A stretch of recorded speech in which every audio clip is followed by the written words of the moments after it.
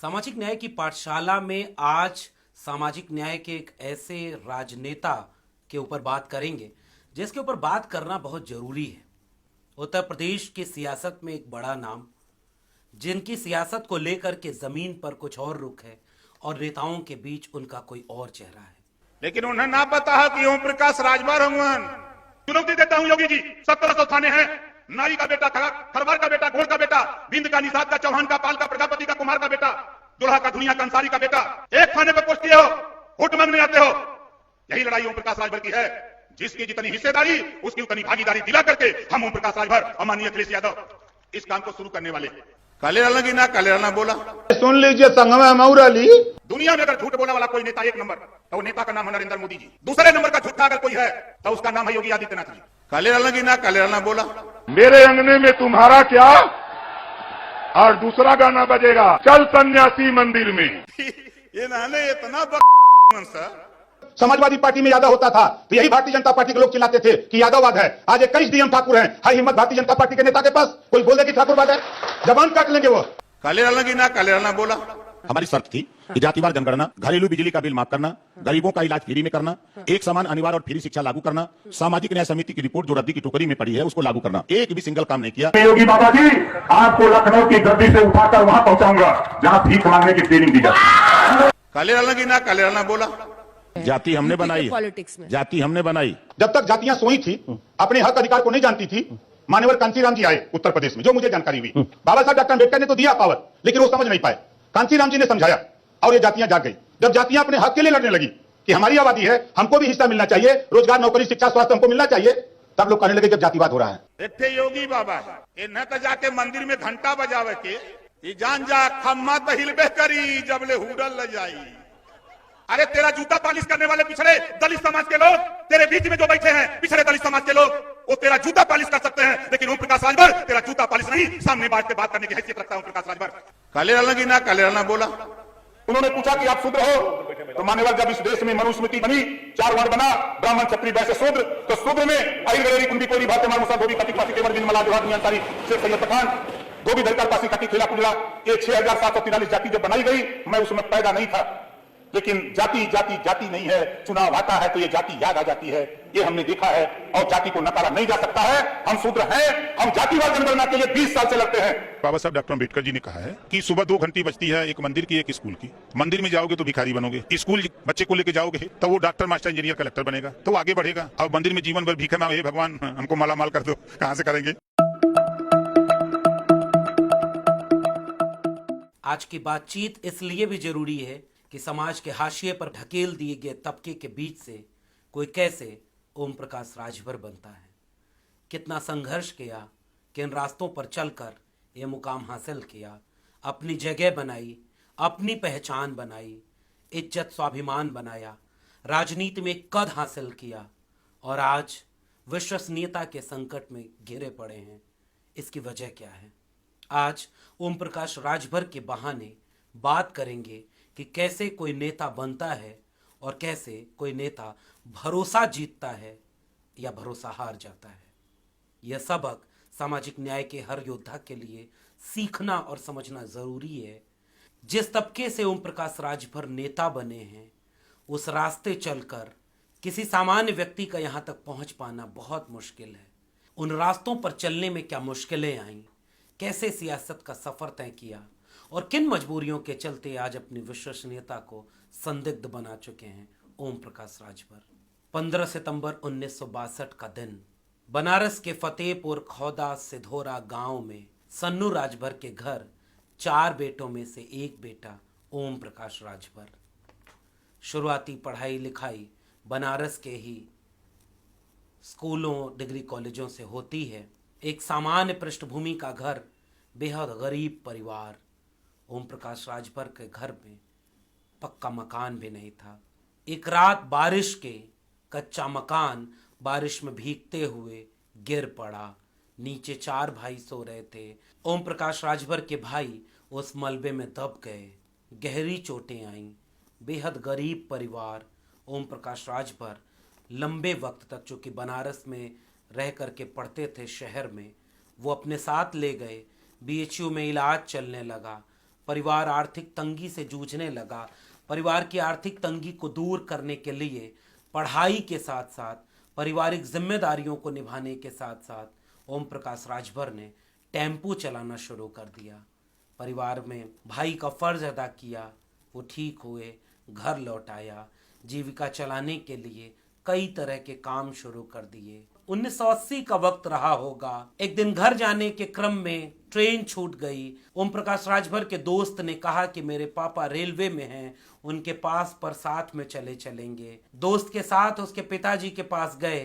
पिताजी बोले एक मीटिंग है बहुत ज़रूरी, उस मीटिंग को करके तब लौटेंगे। मीटिंग में साथ लिवाकर वो अपने बेटे और ओम प्रकाश राजभर दोनों को लेकर चले गए। मीटिंग में कुल 24 लोग थे और मीटिंग ले रहे थे मानवर कांशीराम। मीटिंग से लौटने के बाद ओम प्रकाश राजभर घर जाते हैं। कुछ दिन बाद फिर से एक मीटिंग में शामिल होने का मौका मिलता है। दोस्त के पिता ओम प्रकाश राजभर का मानवर कांशीराम से परिचय कराते हैं कि ये लड़का बहुत तेज है। मानवर कांशीराम से मुलाकात का ये आगाज था। भाई के इलाज के वक्त BHU रहने के क्रम में लगातार वो मानवर कांशीराम की बैठकों में जाने लगे।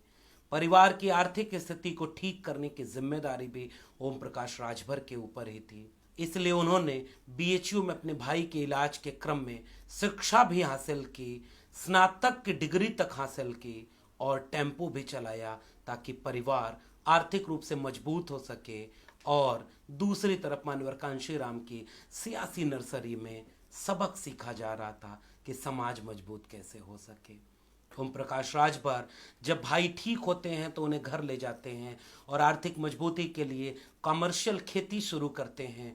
कुछ और गांव कस्बे में जो आय के स्रोत हो सकते हैं, कुछ लोगों को जुटाकर मंडी उनका सामान पहुंचाना और उसके बीच के मुनाफे से अपने परिवार का आर्थिक मजबूती लाना। और दूसरी तरफ वो आर्थिक मजबूती के साथ साथ ओम प्रकाश राजभर अपने समाज की मजबूती का सबक जब कांशीराम से सीख रहे थे तो वो एक दरअसल नए ओम प्रकाश राजभर बन रहे थे। वक्त करवट बदलता है। कांशीराम की बैठकों में जाने वाला शख्स धीरे धीरे अपनी मेहनत से, अपनी काबिलियत से, अपने हुनर से एक ऐसी जगह बनाता है कि साल 1996 तक आते आते उसे बसपा का बनारस का जिलाध्यक्ष बना दिया जाता है।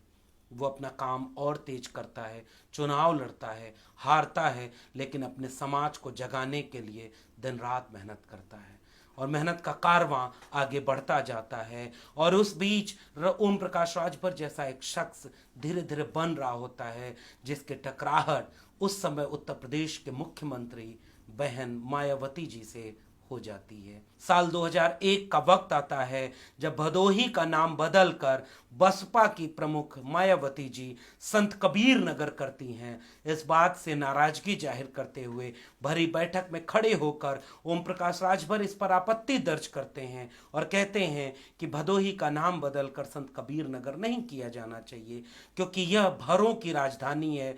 अच्छा हो कि किसी राजभर समाज के व्यक्ति के नाम पर भदोही का नाम रखा जाए। टकराहट की और भी वजह होती हैं। अंबेडकर ग्राम योजना के तहत केवल दलित बस्तियों का उद्धार किया जाना या हर संगठन में चुनाव लड़ने में केवल और केवल जाटव समाज को आगे करना, इन बातों को लेकर ओम प्रकाश राजभर की नाराजगी बढ़ती जाती है, जिसका दावा खुद ओम प्रकाश राजभर करते हैं। और 2001 की इस टकराहट के बाद दूसरे शख्स के साथ हमसफर बनते हैं ओम प्रकाश राजभर, जो मान्यवर कांशीराम की सियासी नर्सरी का तैयार किया गया एक और वटवृक्ष था ओम प्रकाश राजभर की ही तरह, जिसका नाम था सोनेलाल पटेल। सोनेलाल पटेल और ओम प्रकाश राजभर लंबे वक्त तक साथ सियासत तो न कर सके, लेकिन जितने दिन भी सियासत किए दोनों ने एक दूसरे को मजबूत किया, दोनों ने पिछड़े समाज को मजबूत किया, जागरूक किया, उनके हक अधिकार के लिए आंदोलन किए, लाठियां खाईं। लेकिन सियासी अनबन इस सफर को भी लंबे वक्त तक न चला सकी और राजभर सोनेलाल पटेल से अपने चुनाव लड़ने की कुछ मतभेदों के चलते रास्ते से अलग कर दिए गए। और 27 अक्टूबर 2002 का दिन आता है जब ओम प्रकाश राजभर SBSP यानी सुहेल देव भारतीय समाज पार्टी, पहले वो BSP बनाते हैं, BSP भारतीय समाज पार्टी, और फिर आगे चलकर सुहेल देव नाम जोड़ते हैं, सुहेल देव भारतीय समाज पार्टी। और 2002 का दिन और 2017 का दिन, और 2002 से शुरू हुआ सफर 2017 में आकर एक नया मुकाम हासिल करता है। 15 साल वो शख्स लगातार जमीन पर काम करता है, लोगों को जागरूक करता है शिक्षा रोजगार के लिए, मान सम्मान अधिकार के लिए। वो महिलाओं की बड़ी बड़ी रैली करता है, वो उन तबकों की रैलियां करता है जिन तबकों तक लोकतंत्र अभी कायदे से पहुंच न सका था। इसलिए लोकतंत्र को मजबूत करने वाली धुरी के रूप में आपको सोनेलाल पटेल, ओम प्रकाश राजभर, संजय निषाद, दारा सिंह चौहान, इन सबको देखना चाहिए। सियासत का वक्त बदलता है, भाजपा से समझौता करके चुनाव लड़ते हैं ओम प्रकाश राजभर, उनके पार्टी के विधायक जीतते हैं और खुद ओम प्रकाश राजभर पिछड़ा वर्ग कल्याण मंत्री बनते हैं और 2 साल तक मंत्री पद रहते हुए वो सदन में अपने मुद्दों की बात करते रहते हैं। उस बीच में मंत्री रहते हुए डीएम के कार्यालय के सामने धरना देना हो या अपने बेटे की शादी में खुद फावड़ा लेकर सड़क बनाने उतर जाना हो, ये सारी तस्वीरें पूरे देश में चर्चा का विषय बनती हैं। बात लखनऊ से होते हुए दिल्ली पहुंचती है। योगी आदित्यनाथ को इस बात के लिए डांटा जाता है बकौल कि ओम प्रकाश राजभर के साथ पर्याप्त सम्मान नहीं हो रहा, और खुद ओम प्रकाश राजभर ये दावा करते हैं कि सामाजिक न्याय समिति की रिपोर्ट जो लागू नहीं की जा रही है उससे नाराज होकर वो मंत्री पद छोड़कर बीजेपी से नाता तोड़ लेते हैं। अपने आप में एक बड़ा कदम होता है। 2019 में जब ओम प्रकाश राजभर बीजेपी से अलग होते हैं तो 2022 के चुनाव के पहले वो समाजवादी पार्टी के साथ गठबंधन करते हैं, और ओम प्रकाश राजभर जो कि जमीन से निकले नेता थे, उनकी अहमियत सब लोग समझते हैं, इसलिए उन्होंने दर्जनों विधानसभा की सीटों पर उनका प्रभाव है, इसको समझते हुए एक अच्छा अलायंस बनता है। जब 2022 में समाजवादी पार्टी के मुखिया अखिलेश यादव तमाम छोटे छोटे दलों को जोड़ करके सामाजिक न्याय, पुरानी पेंशन और संविधान बचाने के मुद्दे के साथ, नौकरी रोजगार के मुद्दे के साथ, शिक्षा के मुद्दे के साथ जब चुनाव में उतरते हैं तो ओम प्रकाश राजभर अपने बयानों से सुर्खियां बटोरते हैं। ओम प्रकाश राजभर एक ऐसे नेता जिन्होंने 15 साल तक संघर्ष किया, पार्टी चलाई, किस तरह से अपना काम किया, अपने लोगों का भरोसा टूटने नहीं दिया और अपने लोगों में एक उत्साह, विश्वास लगातार भरते चले गए। 2022 के चुनाव के पहले ओम प्रकाश राजभर लगातार अपने भाषणों से सुर्खियां बटोरते रहे, और उसके बाद जो उनको चस्का लगा मीडियम बने रहने का, वो ऐसे शख्स हैं, उत्तर प्रदेश की राजनीति में ऐसे बहुत थोड़े से लोग होंगे जो लगातार अपनी मीडिया में मौजूदगी बनाने में कामयाब होते हैं। कई बयान विवादित भी दिए, लेकिन कई बयान ऐसे दिए जिसको लेकर योगी आदित्यनाथ शायद आज तक उस जख्म को महसूस करते हैं, जो बीजेपी के साथ जाने के बाद भी उसे भरता हुआ महसूस नहीं कर पाते। चल सन्यासी मंदिर में भीख मंगवाने से लेकर के गाली तक दे दिया ओम प्रकाश राजभर ने अपने लोगों को समझाते हुए। मगर मैं ओम प्रकाश राजभर को उस चश्मे से देखना पसंद करूंगा जिसमें वो अपने तबके के लोगों को शिक्षा के लिए जागरूक करते हैं। ओम प्रकाश राजभर का ये भाषण अगर आपने न सुना हो तो जरूर सुनिएगा, जिसमें वो कहते हैं कि लात खाते हो तो मंदिर में जाते हो कि थाने पर जाते हो, तुमको बीमार होते हो तो अस्पताल में जाते हो कि मंदिर में जाते हो, हमनी का माल लुटा जाता, ये मंदिर मस्जिद का लड़ाई हमने का लड़ाई नहीं खे, हमने का लड़ाई शिक्षा रोजगार का, एक समान अनिवार्य शिक्षा की बात करने वाले ओम प्रकाश राजभर, सामाजिक न्याय समिति के लागू किए जाने की बात करने वाले ओम प्रकाश राजभर, सबको मुफ्त में बिजली मिले इसकी बात करने वाले ओम प्रकाश राजभर, जाति जनगणना हो इसकी बात करने वाले ओम प्रकाश राजभर, इस 3743 जातियों को उसका हक मिले, उन जातियों का नाम लेकर के सिलसिलेवार एक किसी स्लोगन सूत्र की तरह गा करके पूरे देश को उन जातियों की पहचान बताने वाले ओम प्रकाश राजभर, उनका सम्मान करना चाहिए। आज ओम प्रकाश राजभर जहां खड़े हैं, उन्होंने अपने उस संघर्षों से पाई जमीन को दांव पर रख दिया। ये मजबूरी भी है, क्योंकि जिस तबके से निकलकर वो अपनी पार्टी चला रहे, जिस पृष्ठभूमि से निकलकर वो यहां तक पहुंचे हैं, लोग उन्हें मस्खरा कहते हैं। लोगों ने तो मस्खरा लालू यादव तक को कहा, लेकिन आपको इस बात की अहमियत को समझना होगा कि जिस रास्ते चल करके कोई ओम प्रकाश राजभर बनता है ना, वो रास्ता सबके चलने लायक नहीं था। उस रास्ते चल करके अब कोई ओम प्रकाश राजभर बन पाएगा कहना मुश्किल है। इसलिए जितना संघर्ष इन नेताओं ने किया, मैं हर एक कमेरा, हर एक बहुजन समाज के व्यक्ति से ये गुजारिश करूंगा, मेरी सलाह रहेगी कि अपने समाज के लोगों को उतना सम्मान देना, उतना उसको हक देना सीखिए जिसका वो हकदार है। कोई यूं ही सोनेलाल पटेल नहीं बनता, कोई यूं ही ओम प्रकाश राजभर नहीं बन सकता। उन्होंने उस तबके को जगाया जहां तक लोकतंत्र भी पहुंचा भी नहीं था। हाँ, हम आलोचना करेंगे ओम प्रकाश राजभर की, इस बात के लिए आलोचना करेंगे कि आप सिद्धांतों पर चलने की बात करते करते कब अवसरों के चलते समझौता परस्त हो जाते हैं, आपको भी पता नहीं चलता। जिस समाज को आप उम्मीद जगाते हैं कि हम उसे हक, न्याय, अधिकार दिलाएंगे, जिस वैचारिक लड़ाई की ट्रेनिंग आपने मान्यवर कांशीराम से ली थी, जिस वैचारिक ट्रेनिंग संजय निषाद ने मान्यवर कांशीराम से ली थी, ये ठीक बात है, मान्यवर कांशीराम भी आज अगर होते तो उनको भी इस बात का एहसास होता कि भारतीय जनता पार्टी के साथ जाना कितनी बड़ी गलती थी।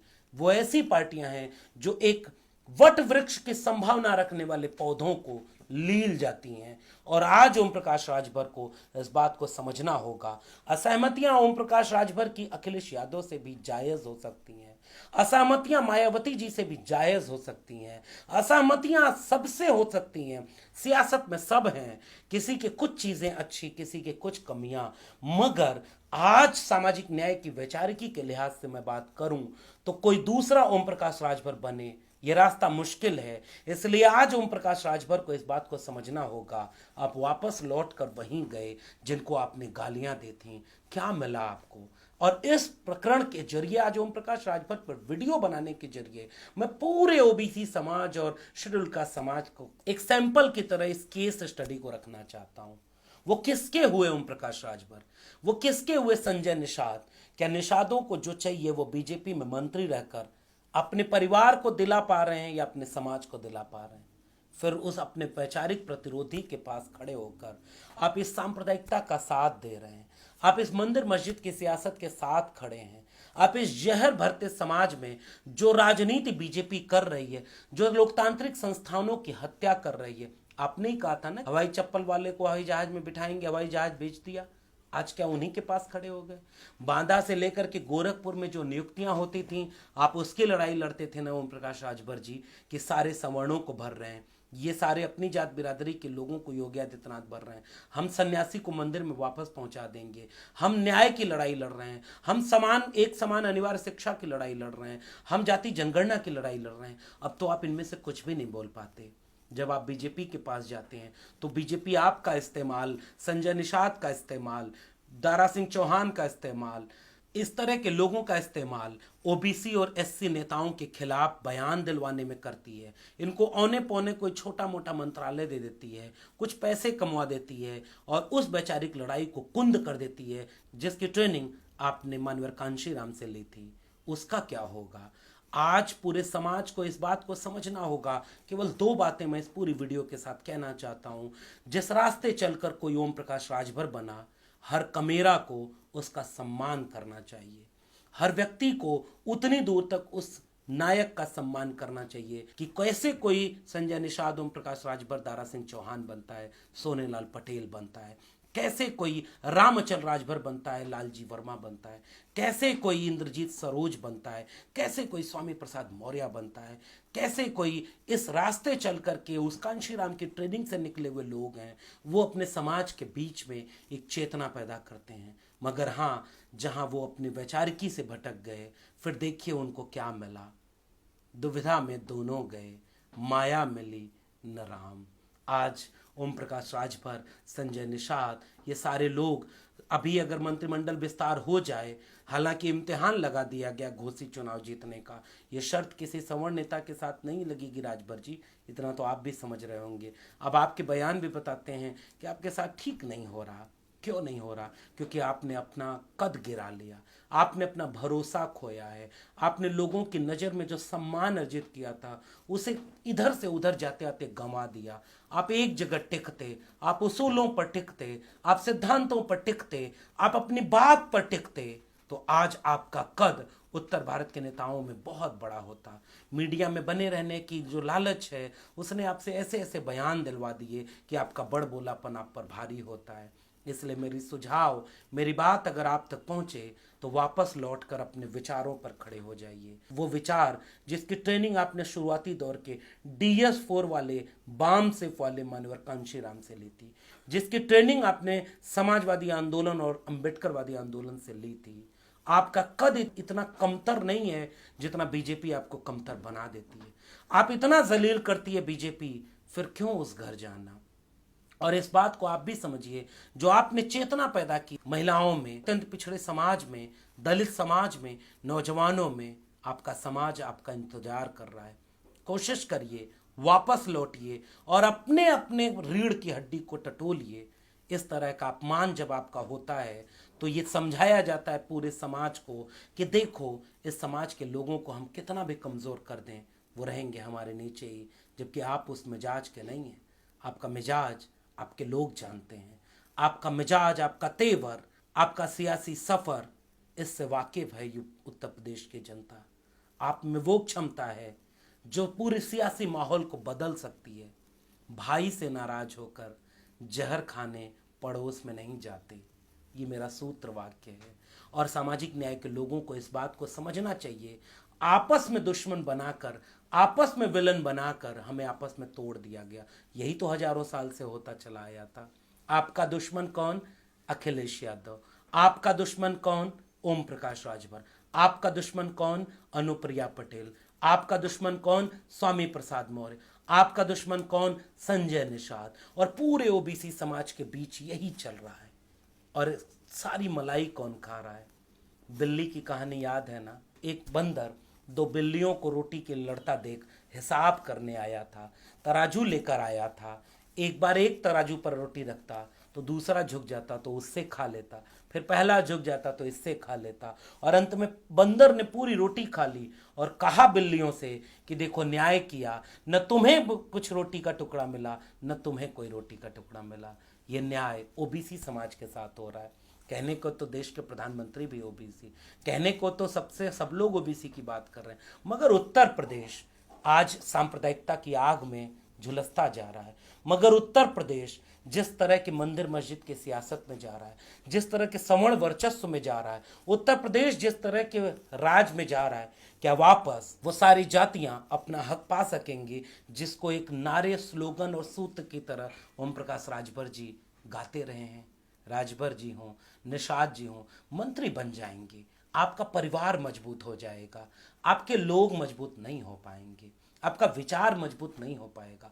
और जो लड़ाई लड़ने के सिद्धांत के नाम पर आप छोड़ कर आए थे, वापस वहां जाकर कितना जलालत मिले, इसको देखना सामाजिक न्याय के लोगों और पूरे प्रदेश के लोगों को समझना चाहिए। बीजेपी अपने बलात्कारी को भी बचाती है और हम अपने समाज के लोगों को विलन बना देते हैं। और हमारे समाज के लोग हमारे समाज से दगाबाजी करके केवल निजी स्वार्थ में अपना भरोसा खो देते हैं। इन दोनों पक्षों को समझिएगा। मेरी दोनों गुजारिश याद रखिएगा। अगर आप कमेरा समाज से हैं, आप सामाजिक न्याय वाले हैं, तो आप अपने लोगों को गाली देना बंद कर दीजिए। उनकी आलोचना एक सभ्य भाषा में करिए। उनको उतना सम्मान जरूर दीजिए क्योंकि वो उस पायदान से चलकर राजनीति में इस मुकाम तक पहुंचे जिससे हर कोई ओम प्रकाश राजभर नहीं बन सकता, हर कोई दारा सिंह चौहान, स्वामी प्रसाद मौर्य नहीं बन पाएगा। मगर हाँ, उतनी आलोचना जरूर होनी चाहिए क्योंकि हमें व्यक्तियों से ज्यादा विचार प्रिय है। और जब तक इन्होंने विचार पर रखकर कामयाबी हासिल की, हम सैल्यूट उतनी दूर तक करेंगे जब आप विचारों को ताक पे रखकर निजी स्वार्थ और लालच में, किसी डर या लोभ में अपने विचारों को समझौता पर कर देंगे। हम आपकी आलोचना करेंगे, ताकत से करेंगे और फिर भी एक गुंजाइश रखेंगे, वापस विचारों पर लौट आइए। आपका घर आपका इंतजार करेगा। बहुत बहुत धन्यवाद।